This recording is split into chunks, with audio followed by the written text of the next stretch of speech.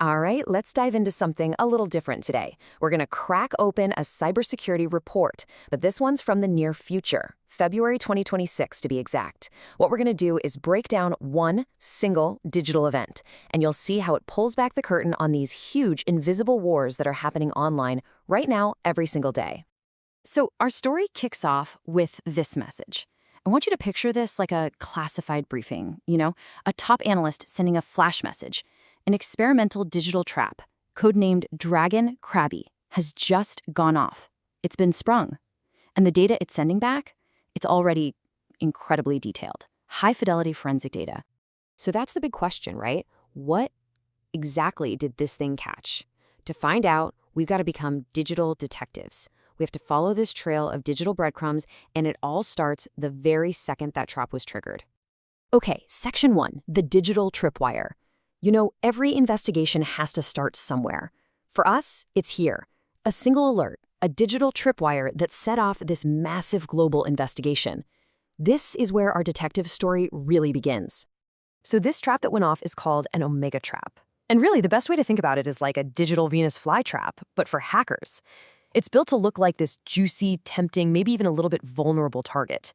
The whole point is to lure attackers in, so the good guys, the security teams, can watch everything they do. They get to study their tools, their tactics, all in a totally safe, sandboxed environment. But here's the thing. This one alert, it didn't just happen out of nowhere. It wasn't random. The Omega trap was purpose-built. It was engineered to fight against these enormous, non-stop global cyber campaigns. So if we really want to understand what it caught, we first have to understand the predators it was designed to hunt. The trap was built with three major threats in mind. Let's start with the first one, global espionage. We're talking large-scale, state-sponsored spying, all about grabbing information and intelligence. So here's the file on threat number 1, a group called Typhoon. This report connects them to attacks on government and telecommunication systems in, get this, over 80 countries. And their goal? It's classic spy novel stuff. They find ways to hijack the systems that are supposed to be used for legal wiretaps, and they use them to listen in on whoever they want. And this really is a constant cat-and-mouse game. So on one side, you have the attack. They're literally siphoning call metadata and even audio right out of these big telecom systems. On the other side, you have the defense. Aegisnet's countermeasure here is called dome bypass tunneling. Just think of it like a secret armored pipeline for that data.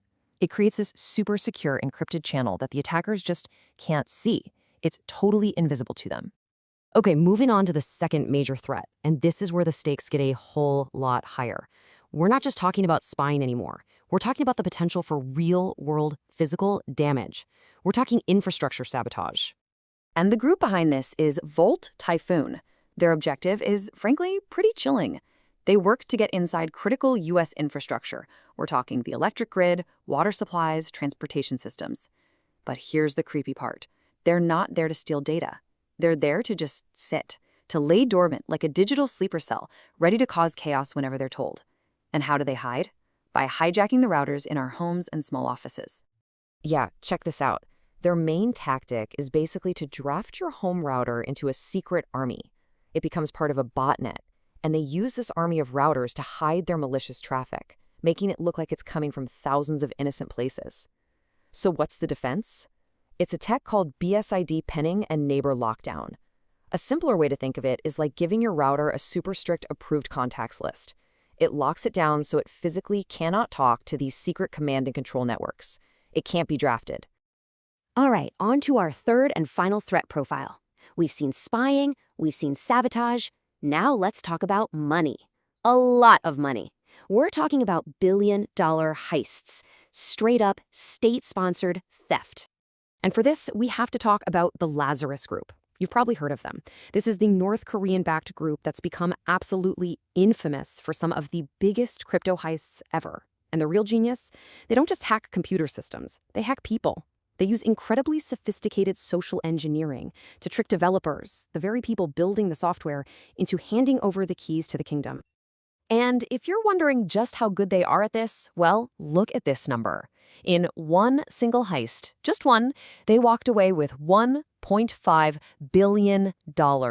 That's the mind-boggling scale we're talking about here. So here's how they do it. The attacker tricks a developer into running some bad code. That code then steals something called an AWS session token. Now, you can think of that token as a temporary master key, a key that can open almost any door in the system, and it even bypasses things like two-factor authentication. So, the defense? The Crostini bunker protocol. This thing is brilliant. It basically puts that master key inside a digital bank vault. It's sandboxed. So even if the developer gets tricked, the key itself is locked away in the bunker where the bad code can't reach it. Okay, so now we have the context, right? Espionage, sabotage, billion-dollar heists. Let's rewind and go back to our timeline, back to that one specific incident on February 1st, 2026. So in the morning, the global threat report comes out. Then, that same afternoon, bam, our Omega trap gets triggered from a Starlink IP. And by that evening, the deep dive, the forensic scan, is already done. And that, my friends, brings us to the big reveal. Case closed. We have all the background on these massive global threats. We have the timeline. Now, we can finally answer that question from the beginning. What did the Omega trap actually catch? Okay, let's walk through the forensic conclusion, step by step. First, the alert came from a regular consumer Starlink address. Second, the activity itself, it wasn't a full-blown attack. It was high-volume, automated scraping. Think of it like a digital reconnaissance mission. Someone was casing the joint. And third, this exact kind of behavior is a classic first step, a known precursor to much more destructive attacks. So what's the bottom line? The trap did its job.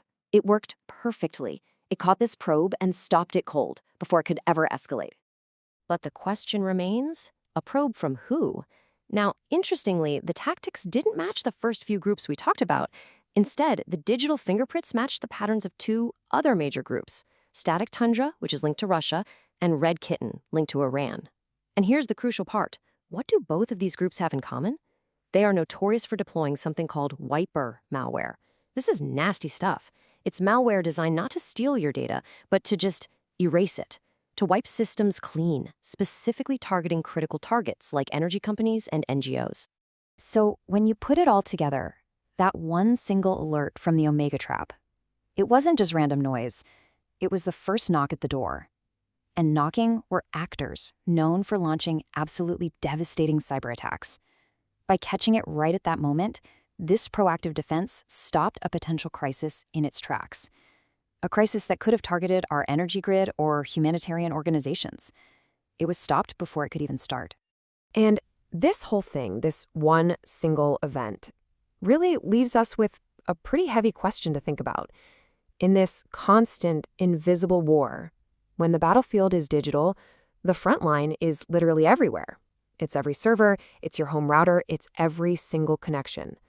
So how in the world do you defend a front line that has no borders?